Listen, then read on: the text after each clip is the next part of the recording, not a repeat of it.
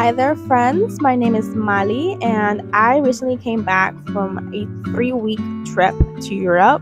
It was really fun, and while I was excited to see the sights and eat tapas, I was mostly really excited to go book shopping. I visited over 14 bookstores in this vlog, and so I hope you guys enjoy.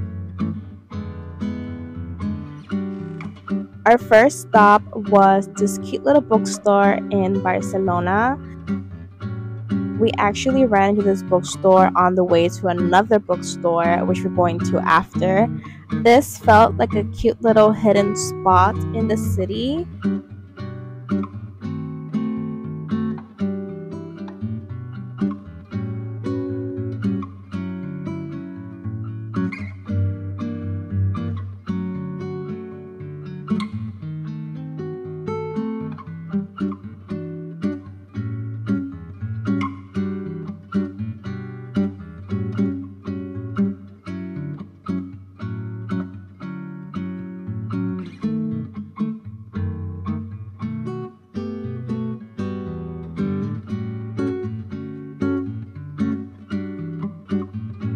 Very cute and quaint, and I actually did make a purchase at this bookstore, which I'll show you guys at the end when we do our book haul.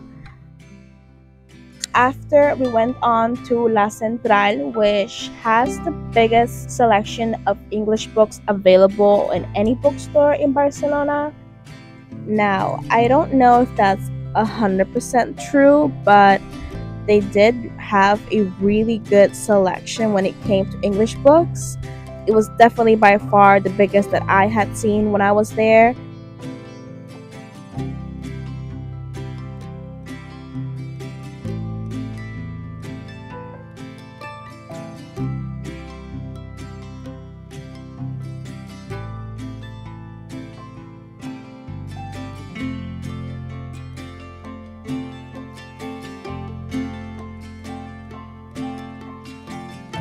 The coolest feature about this bookstore is that there was a whole second floor with even more books.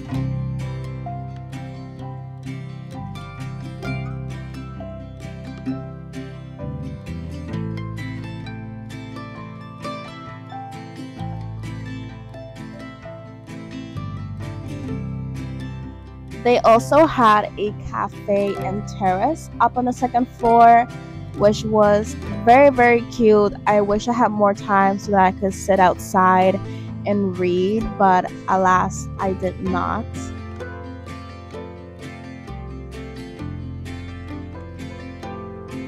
Libreria Las Finestres was a very happy place because I actually met up with an Instagram friend in here. It was really cool to meet you, Julieta, and to talk about our favorite books together, what books we still have to read.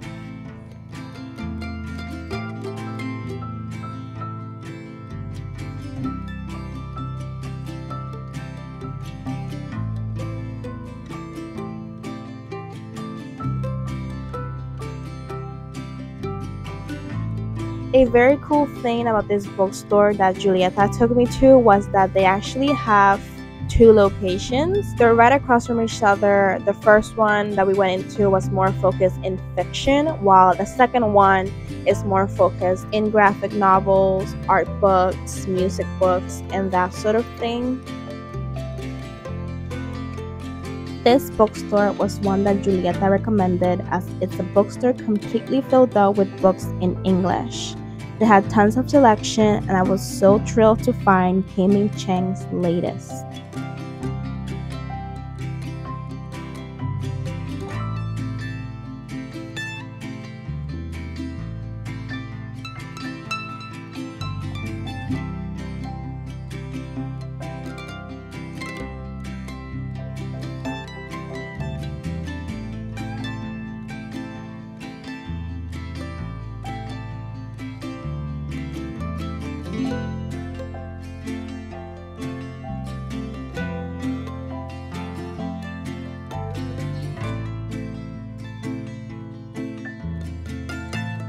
Our next bookstore is Gilbert Joseph in Marseille, France. This place had over 2 floors filled with books.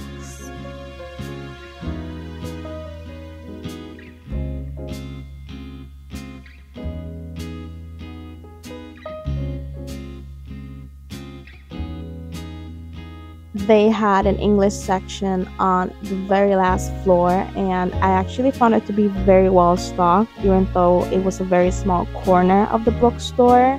I found loads of good books, but I only came out with one.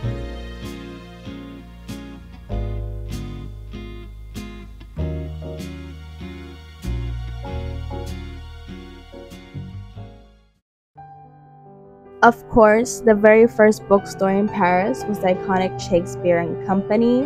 This bookstore has been on my bucket list for so long, and I was super excited to check it off. I tried to get as much footage as possible, but I didn't want to get caught. But I did get some sneaky, illegal footage of the place, so I hope you enjoy.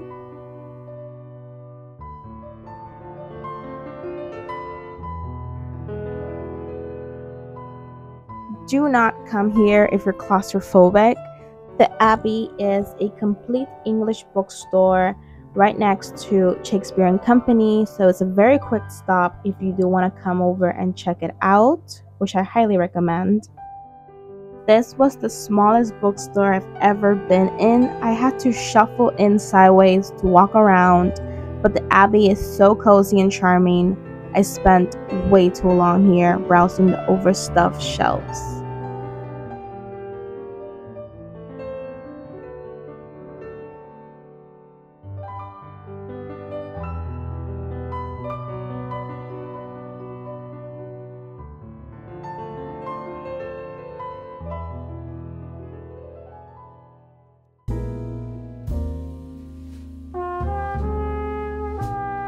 Located at the foot of the Sacré-Cœur, House Saint-Pierre is a culture hub. Besides being a bookstore, it's also a cafe and an art center.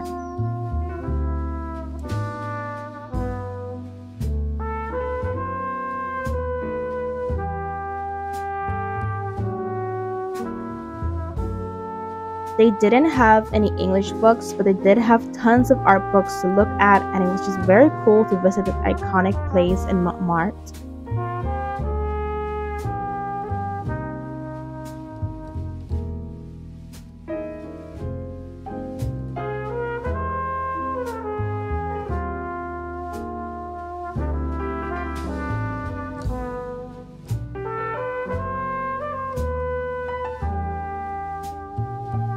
This was a very rainy and gloomy day in Paris, and what better to spend a day like that than in a bookstore. This was another Gilbert Joseph, but much bigger than the one I went to in Marseille.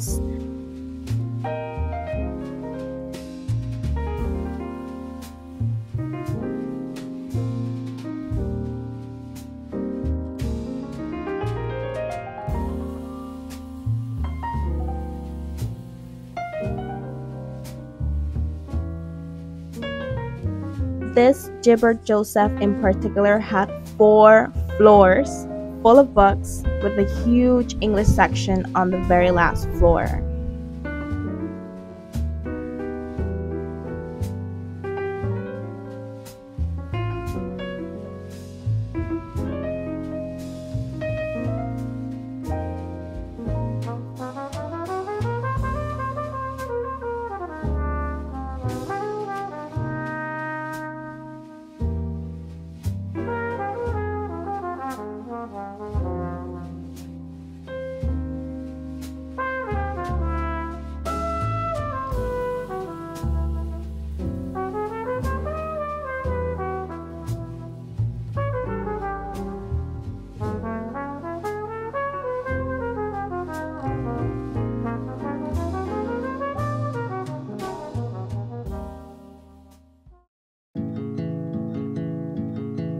At this point, the sun had come out in Paris, but I was still in a book shopping mood, so I made my way over to the Red Wheelbarrow.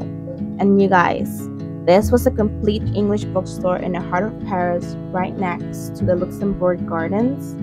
This was probably my favorite bookstore in Paris. It was so charming and despite its smallness, actually had an amazing array of books.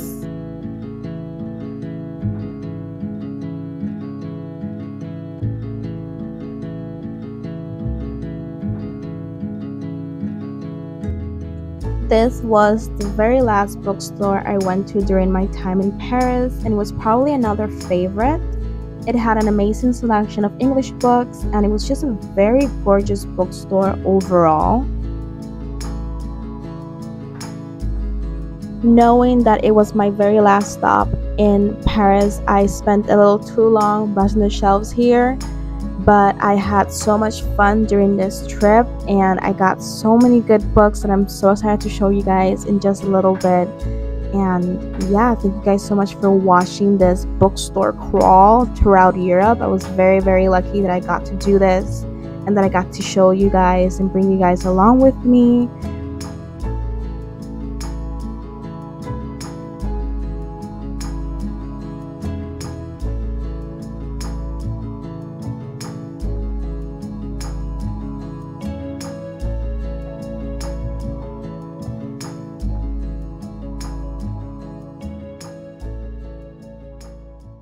Hi there friends, so welcome to the book haul part of this video. I'm sure this is a part of the video you're most excited for. I'm really excited for this part of the video because I finally get to show off all the books that I bought during my Europe trip. And we're gonna jump straight into it because I have exactly 21 books to show you guys. So my plan is to just show you the books quickly, give you the title, and then one or two reasons why I bought this book in particular. So I have a bunch of Penguin Modern Classics, and I have to say, out of all the UK editions or European editions I was most excited for, these were the ones that I was so pumped to finally get. I've been wanting these editions for a little bit, and I'm so happy that I got these because I think these editions are so pretty. I love their spines. So very quickly in this stack I have Perfume, The Hearing Trumpet. I looked everywhere, high and low, for this one, and it wasn't until I went to in Paris that I found it, and let me tell you guys, I gasped so hard. I saw my friend Julieta read this a couple of weeks ago before I went to Europe and before I met her. So she heavily influenced this purchase for me. She really liked this one, and I didn't know about this author until she put it on my radar. But I think this author is also an artist, and she's known for her surrealism and her magical realism. So I really like that genre in literature, even if it does confuse me a little bit, but that's the whole point of magical realism, I feel. Then I have James Baldwin, If Beale Street Could Talk. I saw the movie so long ago and I've been wanting to read the book ever since. I remember being so enamored by the movie and I thought the movie was gorgeous. The writing had to be gorgeous as well, so I'm really excited to read this. The last Modern Classics edition I got was A Spy in the House of Love by Anaïs Nin. Of course, I had to buy a French author while I was in France. I don't know much about this one, just know that it's about sex during a time when it was very taboo to write about, especially from a female writer. I'm also glad that I got to upgrade my previous edition, which is this really ugly one. A huge upgrade, which I'm really excited for. Continuing on, I'm also got Faber and Faber editions of Kasterishi Girls' work. I tried really hard not to get books that I really owned, so I only have A Pale View of Hills and The Buried Giant, which are two Ishiguro books that I haven't read yet, but I'm kind of regretting not upgrading my other editions like Never Let Me Go and Clara and the Sun, which I saw them in the bookstore. I should have gotten them, to be honest. I should have gotten them, but I'm happy with the two that I got, and these are so gorgeous. The next book I have is Study for Obedience. This book I got because about a year or so ago, I downloaded a file on my Kindle, like I bought it for my Kindle, and ever since it's been corrupted somehow, so I haven't been able to access the file. And so I saw this at Shakespeare and Company, which I can't believe I went to that bookstore, you guys. It's like literally a bucket bookstore. There's a little stamp on it and everything. So cool. Bad Cree. This book is one that's been on my radar for a little bit. I know it's like thriller horror-ish, so I'm excited to read this in the fall months. I say fall months because I don't have any seasons here in Puerto Rico where I live, but it does get cooler. Ooh, then I have Ali Smith's The Accidental. I also got this one at Shakespeare and Company. While I was in Paris, I saw the literary Iggy talk about this book in one of her recent vlogs, and she made it sound so good. I've been intimidated by Ali Smith for like the longest time. I've tried to get into her seasonal quartet. Awful. Not gonna read that ever again. Someone is an interloper in that family. They're kind of like not of the family, and they create chaos within the family. It's very character driven. It's written in a format that's more prose, easily influenced by the literary Iggy. So also I trust her with my life when it comes to book recommendations, because she made me read The Seas by Samantha Hunt a year ago or so, and I love that book so much. So yeah, I'm excited to read this. Then I have The Summer That Melted Everything, and I know you're saying, but Mali, didn't you read that book already? Yes, I did. I read this for a reading vlog a couple of months ago, and I absolutely adored it. It's literally Tiffany McDaniel's best work, and this is her debut. Insane. And I've not heard a lot of people talk about this one, but it's up there with Betty. It's up there with On the Savage Side. Like, this book is so good. I tried so hard not to buy books that I really read, but I saw this one, and I think the UK cover is so much prettier than the US one, so I got this one. Sue me, okay? I also have MacGlue by Otesha Moshfegh. This is the only Otesha Moshfegh. No, wait, I'm lying. I haven't read Homesick for Another World as well, but this is the only Otesha Moshfegh that I hadn't owned until now, so I'm glad I got this one. I do not like this cover at all, though. I really wish I knew Catalan, because I saw this gorgeous edition for MacGlue, but it was in Catalan, so I can't read it. Ugh, but it was gorgeous. Maybe I should have bought it just to have it, but yeah.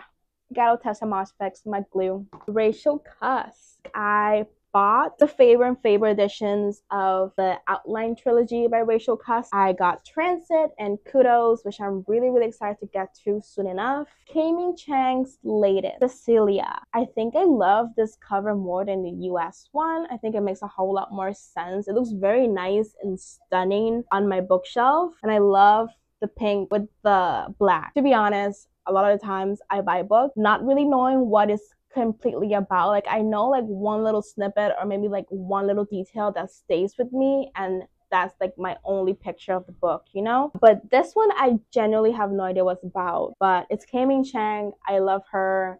She's so crude, kind of gory as well. I love the magical realism that she imbues in each and every story. So I'm excited to get to this one soon. The Listeners. This is a book that I only seen once or twice on Instagram. It's about this woman who hears this particular sound that nobody else can, and it drives her crazy. Eventually. When I Sing Mountains Dance, I bought this one in Barcelona, and it wasn't until after I bought it that I realized that this is translated from the original Catalan to English. So that's really cool. I understand that it's to do about nature and belonging to your native home. So I'm really excited about this one. Also, I think the cover is gorgeous. I also have Elena Ferrante's The Lost Daughter. I am very slowly growing my Elena Ferrante collection, because after this summer, I will be done with the Neapolitan Quartet, which I am so sad about, and I haven't even started the 4th book, but I will be starting that one soon, and so I need more Elena Ferrante to read after I'm done with the quartet. So this is for that purpose. How it works out, this is the one that I also bought at Shakespeare and Company. I picked this one up because I thought the blurb sounded really good, and I'll read you guys a little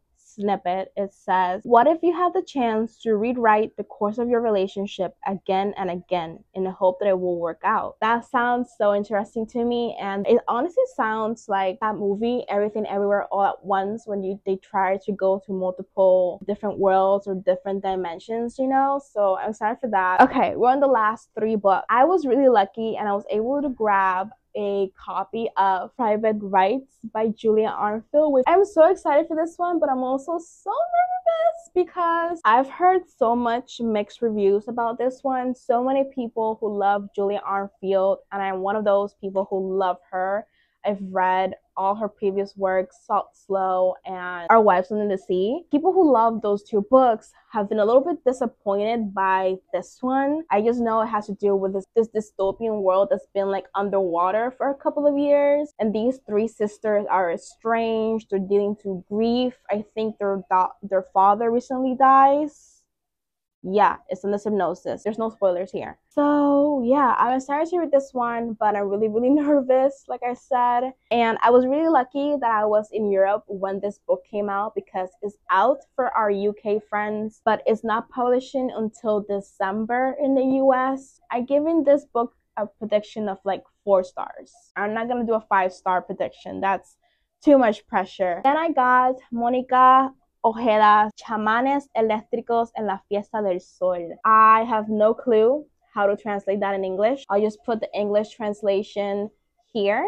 Mónica Ojeda is the author of Jawbone, which I read sometime last year, and I thought it was stunning. It was themes of like girlhood and obsession. I honestly have no idea what this book is about, and I'm kind of intimidated because the font is so tiny, and I'm a really slow reader when it comes to Spanish. I shouldn't be, because I speak Spanish. My native language is Spanish. The sad truth is that I don't read a whole lot in Spanish. I've literally only read 1 book in Spanish this year, which is disgusting. I really want to fix that. We are on the very last book, you guys, and that is All Fours by Miranda July. Again, I was really lucky that I was traveling when this book came out, and so I could get a copy almost as soon as it came out. And I love that Europe comes out with paperbacks for a lot of books first instead of hardbacks like the US does. I don't know much about Miranda July. I know that she has like a cult following. I recently read the first Batman just to get a feel for her writing. A lot of emotions reading that book, but in the end I did